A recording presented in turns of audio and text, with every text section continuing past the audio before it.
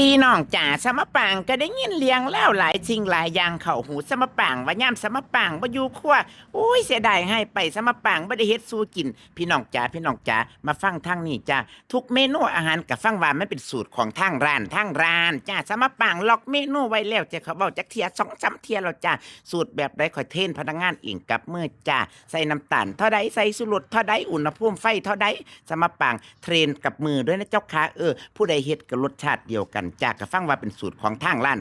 ค่ะแต่ว่าพุ่นน่ะมัสมั่นเป็นตาแซ่บบ่พี่น้องจ้าสมปังก็เลยเอาภาพบรรยากาศมาให้เมืองจ้าเมนูอาหารทุกอย่างก่อนออกสมปังก็ตรวจก็ชิมเด้อพี่น้องจ้าถ้าลูกน้องบ่ชิมหรือว่าทีมงานบ่ชิมสมปังให้ได้อพี่น้องจ้าพุ่นน่ะเพิ่นยืนกำกับพุ่นว่าแม่นหยังน่ะสมปังจ้าคือมีแก้วน้ำเก๊กฮวยเป็นตาชื่นใจ